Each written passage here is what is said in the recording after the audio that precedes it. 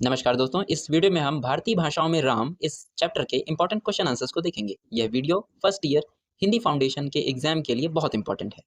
हमारे चैनल पर English foundation और हिंदी फाउंडेशन के सभी चैप्टर्स और इंपॉर्टेंट क्वेश्चंस को कवर किया गया है। लिंक आपको डिस्क्रिप्शन में मिल जाएगा। चलिए शुरू करते हैं।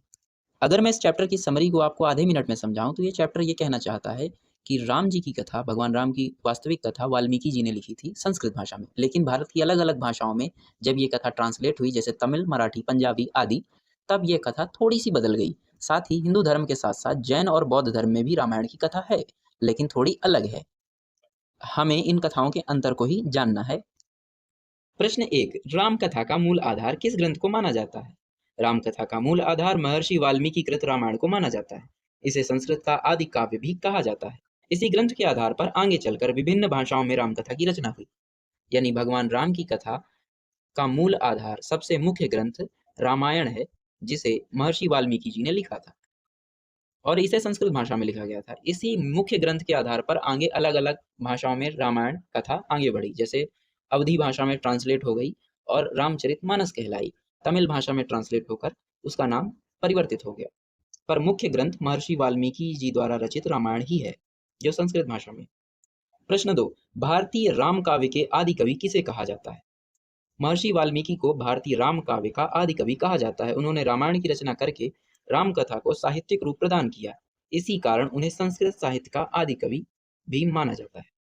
प्रश्न 3, अनामक जातक किस परंपरा का ग्रंथ है? अनामक जातक बौद्ध परंपरा का ग्रंथ है। इसमें राम कथा से संबंधित प्रसंगों का वर्णन मिलता है। यह ग्रंथ बौद्ध साहित्य की जातक कथाओं में महत्वपूर्ण माना जाता है। ध्यान रखिएगा, जातक शब्द जहां पर आता है मुख्य रूप से वह बौद्ध धर्म से जुड़ा होता है।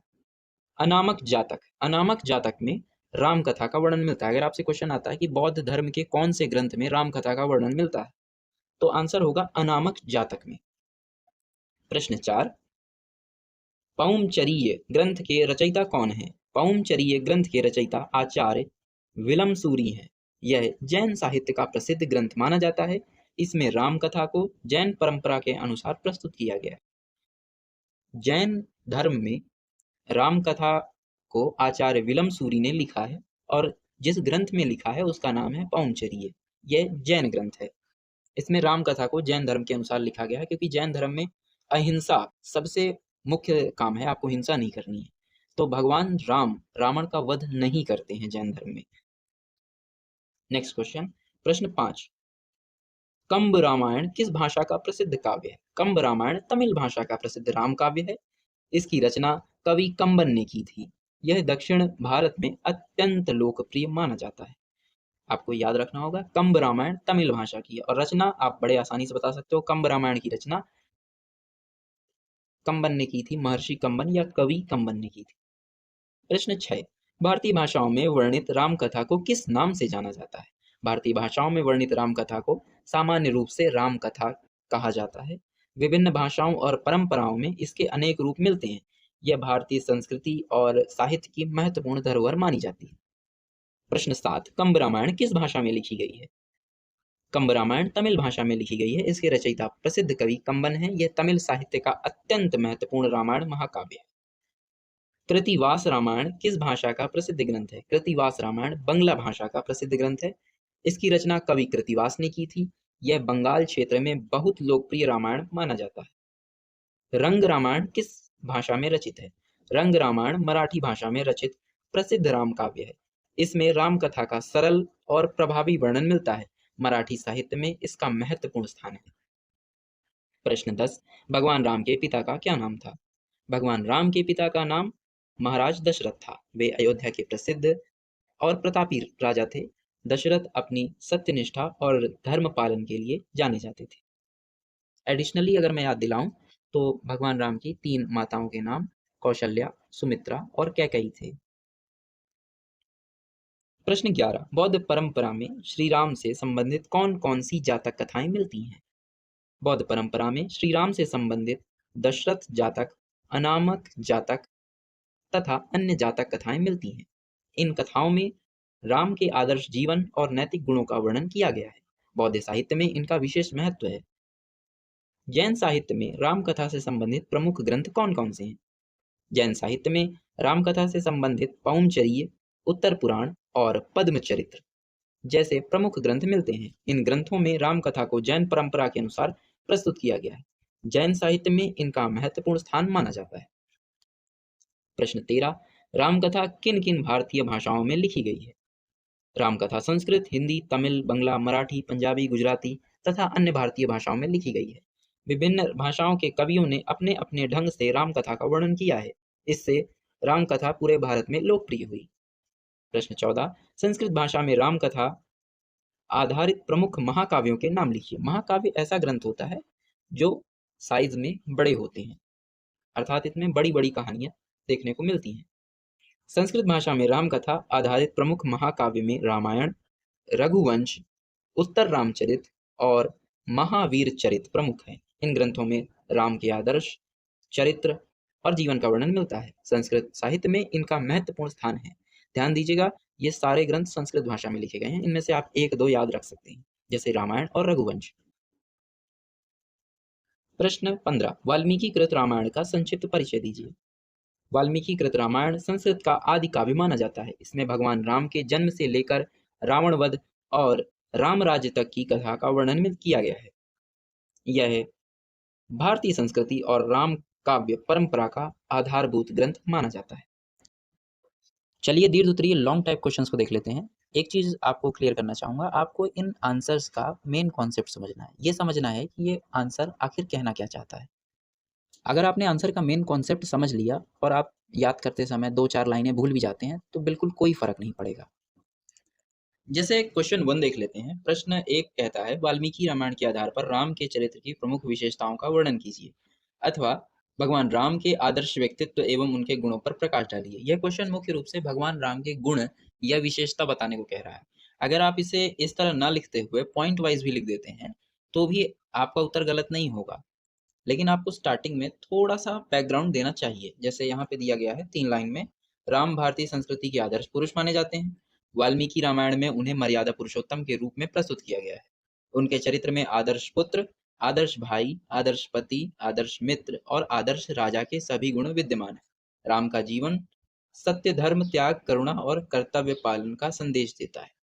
अब ये जो टॉपिक्स हैं आपको बीच में मिल रहे हैं सेकंड लाइन में, आदर्श पुत्र, आदर्श भाई, आदर्श पति, आदर्श मित्र और आदर्श राजा, इन्हीं टॉपिक्स पे हम हेडिंग बना देंगे। पहली हेडिंग है मर्यादा पुरुषोत्तम।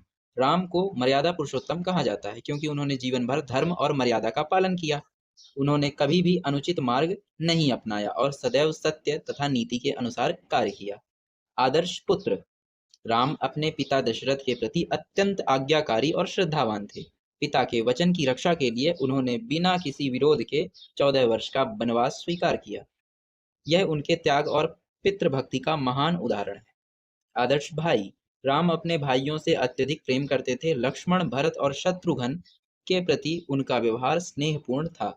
उन्होंने सदैव अपने भाइयों का सम्मान किया और परिवार की एकता बनाए रखी। इसी तरह के आप 4-5 मेन टॉपिक याद कर लीजिएगा। सत्यनिष्ठ और धर्मप्रिय, राम सत्य और धर्म के मार्ग पर चलने वाले व्यक्ति थे। उन्होंने कठिन परिस्थितियों में भी धर्म का पालन किया।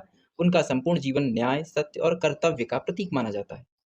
करुणामय एवं दयालु, राम का स्वभाव अत्यंत दयालु था। वे साधु संतों, प्रजा और अपने सहयोगियों के प्रति प्रेम और करुणा रखते थे। उन्होंने निषाद राज, शबरी और सुग्रीव जैसे अन्य पात्रों के साथ समान व्यवहार किया। वीर एवं साहसी, राम महान योद्धा थे। उन्होंने रावण जैसे शक्तिशाली राजा का वध कर अधर्म पर धर्म की विजय स्थापित की। युद्ध में उनका साहस, धैर्य और नेतृत्व अत्यंत प्रशंसनीय था। आदर्श राजा, अयोध्या लौटने के बाद राम ने आदर्श शासन स्थापित किया जिसे राम राज्य कहा गया। उनके शासन में प्रजा सुखी, सुरक्षित और संतुष्ट थी। वे न्यायप्रिय और जन कल्याणकारी राजा थे।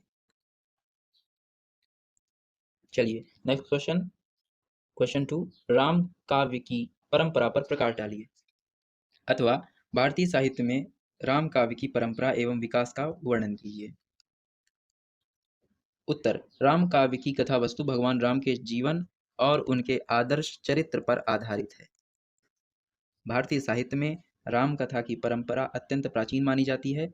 इसमें राम के त्याग, धर्म, मर्यादा और आदर्श जीवन का वर्णन मिलता है। रामकथा का सबसे प्राचीन स्रोत महर्षि वाल्मीकि कृत रामायण है, जिसे संस्कृत का आदि काव्य कहा जाता है। इसी के आधार पर आगे अनेक भाषाओं और परंपराओं में राम काव्य की रचना हुई। वैदिक साहित्य और महाभारत में भी राम कथा से संबंधित संकेत मिलते हैं। संस्कृत साहित्य में कालिदास, भवभूति और भट्टी आदि कवियों ने राम कथा को अपने काव्यों का विषय बनाया। रघुवंश तथा उत्तर रामचरित जैसी रचनाएं राम काव्य परंपरा की महत्वपूर्ण कृतियां हैं। बाद में राम काव्य का प्रसार विभिन्न भारतीय भाषाओं में हुआ। हिंदी में तुलसीदास जी कृत रामचरितमानस को विशेष स्थान प्राप्त है। तमिल, बंगला, मराठी, पंजाबी तथा अन्य भाषाओं में भी राम कथा पर आधारित अनेक ग्रंथ लिखे गए। जैन और बौद्ध साहित्य में भी राम कथा का वर्णन मिलता है। इन परंपराओं में राम कथा को अपने धार्मिक सिद्धांतों के अनुसार प्रस्तुत किया गया है। तो राम काव्य भारतीय संस्कृति और नैतिक मूल्यों का महत्वपूर्ण आधार है। इस परंपरा ने समाज को सत्य, कर्तव्य, त्याग और मर्यादा की शिक्षा दी है। इस क्वेश्चन की स्टार्टिंग में रामायण का थोड़ा सा वर्णन मिलता है, परिचय मिलता है, फिर उसके बाद संस्कृत भाषा में रामायण की चर्चा है, फिर अन्य भाषाओं में, और लास्ट पैराग्राफ में जैन और बौद्ध धर्म में रामायण की चर्चा कैसे है इसको बताया गया है। प्रश्न 3, जैन परंपरा में राम कथा की विशेषताओं का वर्णन कीजिए। जैन धर्म भारतीय संस्कृति का एक प्राचीन धर्म है जिसका मुख्य आधार अहिंसा, सत्य, तप, त्याग और संयम है। जैन साहित्य में अनेक धार्मिक ग्रंथों की रचना की गई है। इन्हीं ग्रंथों में राम कथा को भी जैन दृष्टिकोण से प्रस्तुत किया गया है। जैन कवियों ने राम कथा को अपनी धार्मिक मान्यताओं और सिद्धांतों के अनुसार नया रूप प्रदान किया है। जैन परंपरा में राम को विष्णु का अवतार नहीं माना गया, बल्कि एक महान, आदर्श, धर्मप्रिय पुरुष के रूप में प्रस्तुत किया गया है। जैन साहित्य में राम, लक्ष्मण और रावण तीनों का स्वरूप वाल्मीकि रामायण से कुछ भिन्न दिखाई देता है। जैन धर्म के अनुसार राम अहिंसा का पालन करने वाले नायक हैं, इसलिए रावण का वध राम के स्थान पर लक्ष्मण द्वारा कराया गया। जैन परंपरा में जैन कवियों ने राम कथा में अनेक परिवर्तन किए हैं। विलम सूरीकृत पौंचरीय जैन परंपरा का प्रमुख राम काव्य माना जाता है। इसमें राम को पौम कहा गया है। इस ग्रंथ में राम कथा को जैन सिद्धांतों के अनुसार प्रस्तुत किया गया है। इनमें युद्ध, हिंसा और प्रतिशोध की अपेक्षा त्याग, संयम और नैतिकता को अधिक महत्व दिया गया है। जैन राम कथा में हनुमान, सीता और लक्ष्मण के चरित्र में भी कुछ विशेष परिवर्तन दिखाई देते हैं। लक्ष्मण को अत्यंत वीर और पराक्रमी पात्र माना गया है तथा रावण वध का कार्य भी उन्हीं के द्वारा कराया गया। सीता को आदर्श पतिव्रता और संयमी नारी के रूप में प्रस्तुत किया गया है, जबकि हनुमान जी को बुद्धिमान, साहसी और निष्ठावान राम भक्त के रूप में चित्रित किया गया है। जैन राम कथा में रावण को पूर्णतः दुष्ट नहीं माना गया, बल्कि उसे विद्वान और शक्तिशाली शासक के रूप में भी चित्रित किया गया है। जैन साहित्य में राम कथा का उद्देश्य केवल मनोरंजन नहीं, बल्कि धर्म, सदाचार और संयम की शिक्षा देना भी है। इस प्रकार जैन परंपरा में राम कथा का स्वरूप भारतीय साहित्य को एक नया दृष्टिकोण प्रदान करता है। इससे राम कथा की परंपरा अधिक व्यापक और समृद्ध बनी। इसमें आपको मुख्य रूप से याद रखना है कि प्रमुख ग्रंथ पौंचर्य था, जो विलम सूरी जी ने लिखा था जैन धर्म का, और इसमें राम कथा में मुख्य रूप से चेंज है। इसमें सबसे बड़ा चेंज तो यही है कि जैन धर्म की इस राम कथा में रावण का वध श्री राम द्वारा नहीं किया जाता, बल्कि लक्ष्मण द्वारा किया जाता है, क्योंकि जैन धर्म में अहिंसा को मेन माना जाता है। आपको हिंसा नहीं करनी है। तो अगर रामायण के मुख्य पात्र श्री राम अगर रावण का वध करते तो इनका ये मैसेज खराब हो जाता। इसलिए अहिंसा को दिखाने के लिए श्री राम ने रावण का वध नहीं किया। इससे जैन धर्म में अहिंसा का प्रचार हुआ। प्रश्न 4, संस्कृत परंपरा में राम कथा की प्रमुख विशेषताओं को समझाइए। संस्कृत साहित्य में राम कथा के स्वरूप एवं महत्व का वर्णन कीजिए। इस तरह से भी आ सकता है। उत्तर, संस्कृत साहित्य में राम कथा का अत्यंत महत्वपूर्ण स्थान है। संस्कृत के महाकाव्यों, नाटकों और ललित कथाओं में राम कथा का व्यापक वर्णन मिलता है। संस्कृत परंपरा में राम को आदर्श पुरुष, धर्मप्रिय राजा और मर्यादा पुरुषोत्तम के रूप में चित्रित किया गया है। इस परंपरा में भारतीय साहित्य और संस्कृति को गहरा प्रभाव प्रदान किया है। वाल्मीकि रामायण। संस्कृत परंपरा में राम कथा का सबसे प्रमुख और प्राचीन ग्रंथ महर्षि वाल्मीकि कृत रामायण है। इसे संस्कृत का आदि काव्य कहा जाता है। इसमें राम के जन्म, वनवास, सीता हरण, रावण वध और राम राज्य का विस्तृत वर्णन मिलता है। वाल्मीकि ने राम को आदर्श मानव के रूप में प्रस्तुत किया है। रघुवंश।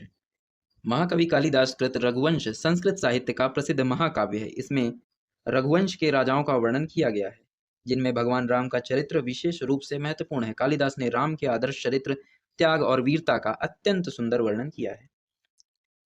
उत्तर रामचरित भवभूति द्वारा रचित उत्तर रामचरित संस्कृत साहित्य का महत्वपूर्ण नाटक है। इसमें राम के उत्तर जीवन का वर्णन किया गया है। इस ग्रंथ में राम और सीता के वियोग, करुणा तथा मानवीय भावनाओं को अत्यंत मार्मिक रूप से प्रस्तुत किया गया है। उत्तर का अर्थ होता है बाद में। तो जब रावण का वध हो जाता है, अयोध्या में भगवान राम आ जाते हैं, उसके बाद की घटनाओं को इसमें दिखाया गया है। संस्कृत साहित्य ने राम कथा को संपूर्ण भारत में लोकप्रिय बनाने में महत्वपूर्ण योगदान दिया। संस्कृत भाषा के माध्यम से राम कथा विभिन्न भारतीय भाषाओं तक पहुंची और आगे चलकर हिंदी, तमिल, बांग्ला, मराठी तथा अन्य भाषाओं में अनेक महाकाव्यों की रचना हुई। इस प्रकार संस्कृत परंपरा भारतीय राम कथा साहित्य की मूल आधारशिला मानी जाती है। प्रश्न 5, पंजाबी साहित्य में राम कथा की विशेषताओं का वर्णन कीजिए, अथवा पंजाबी भाषा में राम कथा की परंपरा एवं स्वरूप को स्पष्ट कीजिए। पंजाबी साहित्य भारतीय साहित्य की एक महत्वपूर्ण और समृद्ध धारा है। इसमें शक्ति, वीरता, लोक जीवन तथा धार्मिक चेतना का सुंदर समन्वय देखने को मिलता है। पंजाबी भाषा में राम कथा का विशेष स्थान है। पंजाब के कवियों और संतों ने राम कथा को अपनी भाषा और शैली में प्रस्तुत करके उसे जन सामान्य तक पहुंचाया। पंजाबी राम कथा में भक्ति के साथ वीरता और उत्साह का भी प्रभाव दिखाई देता है। श्री गुरु गोविंद सिंह जी कृत रामावतार।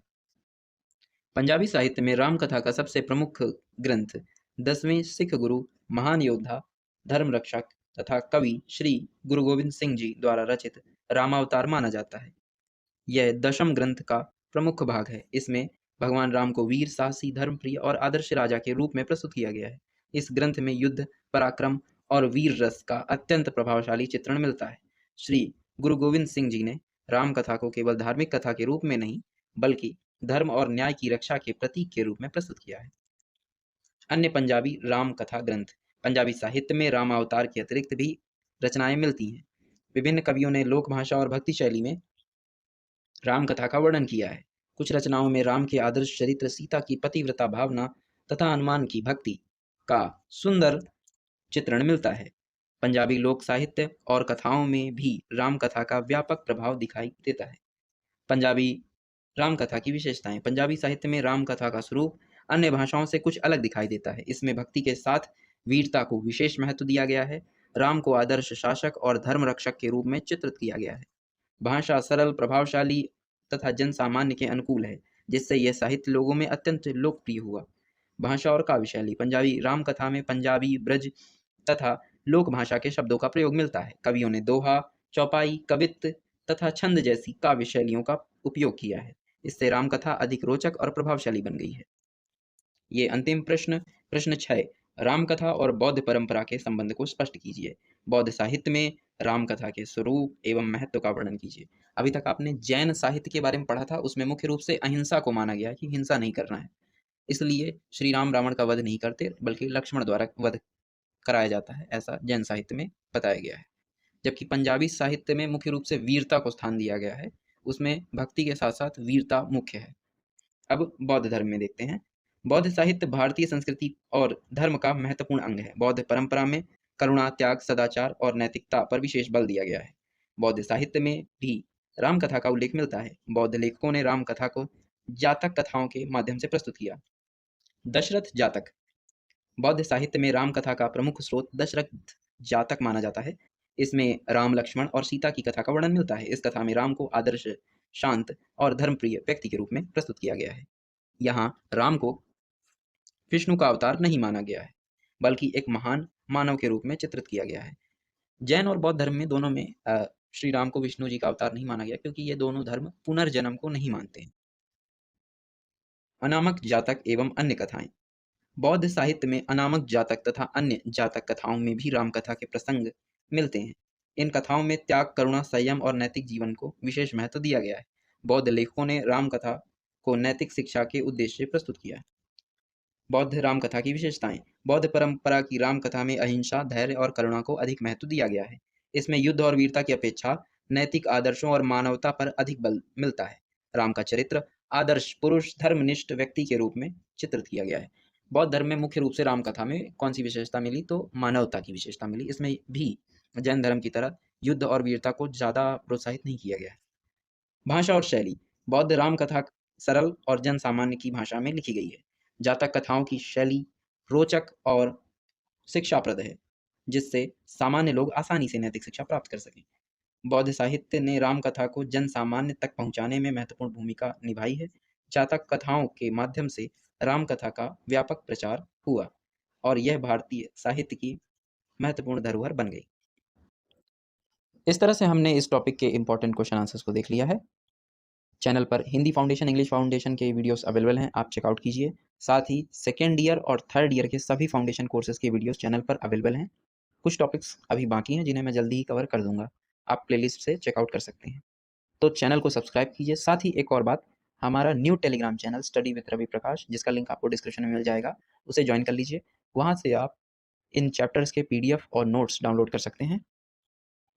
फर्स्ट ईयर से लेकर थर्ड ईयर तक फाउंडेशन कोर्स की तैयारी के लिए चैनल के साथ जुड़े रहिए, पढ़ते रहिए, आगे बढ़ते रहिए। जय हिंद।